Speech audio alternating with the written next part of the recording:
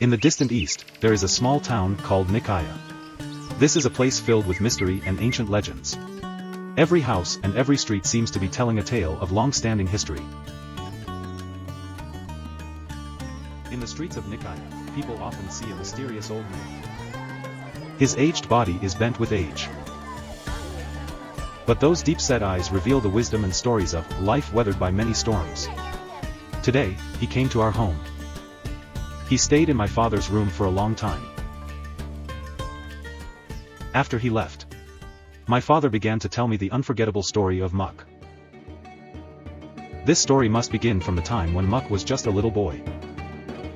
As a child, Muck lost his father, and without anyone to rely on, he became a lonely and helpless poor boy. His father left behind many debts before he died, forcing Muck to start wandering from place to place. After walking through the desert for a day and a night, young Muck saw a bustling city in the distance. His heart filled with hope, he walked toward the city, yearning for a new beginning. Amidst the city's bustle and noise, he felt both amazed and uneasy. The gazes around him made our solitary little Muck feel especially small in this vast city. Just as he felt lost and helpless, a dog suddenly appeared. Out of curiosity and desperation, little Muck decided to follow the dog. After following it through several narrow alleys, he finally stopped in front of an old house. Welcoming little Muck was a warm and kind old woman, who invited him to stay. But soon, he discovered that this kindness hid a bitter reality. On his very first day there, the old woman demanded that he do heavy labor. The food she gave him was pitifully scarce, barely enough to satisfy his hunger. Despite this, he still longed for the day when he could escape such a life. One day, while cleaning, little Muck pushed open an old wooden door. Instantly, a wave of musty air rushed toward him. He felt as if something in the room was waiting for him. The air was filled with a strange, mysterious scent. He discovered an old pair of shoes and a cane in the corner. They emitted a mysterious glow. He had a vague feeling that these items might change his destiny. When little Muck put on those golden shoes, time around him instantly came to a halt. Golden magic dust swirled on the ground, as if time itself was under his control. The cane seemed to have a will of its own, leading him directly to the gates of the palace. Little Muck learned that the king was searching for a swift messenger, and he knew his chance to prove himself had come. As soon as the race began, little Muck used the magic, instantly reaching the finish line. The others were still far behind, panting as they ran. Victorious, little Muck turned to look back. It seemed as though the entire world was awestruck by his speed. The king was so impressed with little Muck that he appointed him as the royal messenger.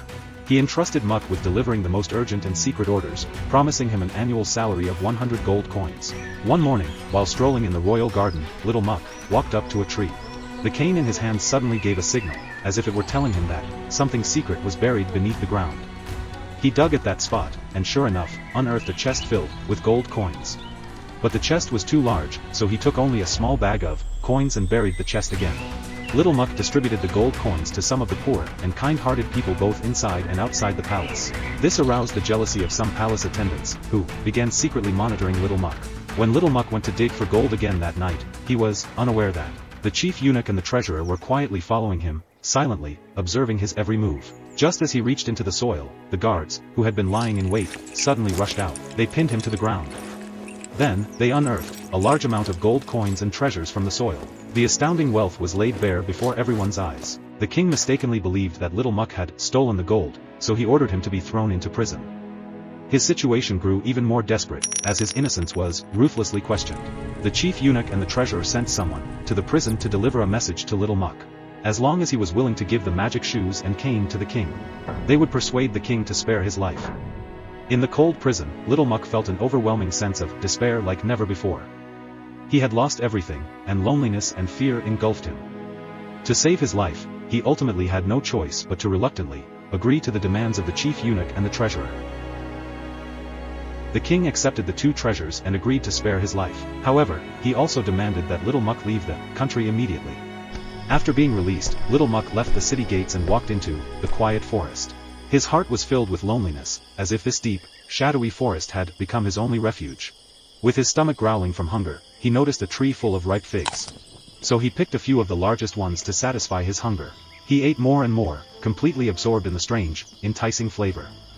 When he came to his senses, he discovered that 2 large, donkey-like ears had grown on his head. The unbelievable transformation plunged him into utter despair. Suddenly, a wave of dizziness overcame him, and he fainted. By morning, the sleeping Little Muck slowly opened his eyes. He realized that he had completely transformed into a monster. Overwhelmed with sadness. But the intense hunger drove him to keep eating. He devoured the fruit from one tree and turned to the next, as if his insatiable hunger could never be satisfied. When he ate the fruit from the 3rd tree, a miracle happened. He felt his hunger gradually subsiding. His skin color also began to slowly return to normal. Little Muck realized that this tree was the key to breaking his curse. He decided to use these fruits to reclaim everything he had lost. At this time, when ripe fruits were still scarce, Muck deliberately went to the palace and began selling figs. Sure enough, the king's chef saw such fine fruit and bought all of them. The chef presented the figs to the king, who was immediately captivated by their unusual flavor. He gave 2 figs each to the prince and princess, 1 fig to each of the ministers, and kept the rest for himself. Suddenly, a prince noticed something unusual about the king, and reported the changes happening to the king. At this moment, everyone who had eaten the figs had, without exception, grown long ears. The king immediately sent for the best doctors. Despite the arrival of many doctors and numerous treatments, the condition could not be cured. Even after the doctors performed surgery to remove the ears, they quickly grew back. Upon hearing the news, Muck disguised himself as a scholar and claimed to be a foreign doctor, and brought with him a miraculous potion from a distant land, claiming it could cure all ailments. Once inside the palace, Muck began to recount how he had developed the miraculous potion, while administering the antidote to everyone with long ears except the king. Sure enough, everyone's long ears disappeared quickly. The king was deeply impressed by his remarkable medical skills and said, "As long as you can cure my condition, I will grant you whatever you desire." At this moment, Little Muck, citing the high value of the potion, requested to choose his reward first. As soon as he finished speaking, the king ordered the guards to take him to the treasury and allow him to choose any gift he desired. The treasury was filled with rare treasures and exotic artifacts that the king had plundered from various places. He also spotted the magical shoes and the magic staff among the treasures. As soon as Mook put on the magical shoes, he vanished from the room instantly. Upon discovering the doctor's disappearance, the furious king ordered all the palace guards to be stationed to search the entire country for the foreign doctor and the magical potion. But they were never able to find any trace of them. In the end, the kind-hearted Little Muck left the figs in the king's treasure vault. Cut. Who just farted on the set? Get out.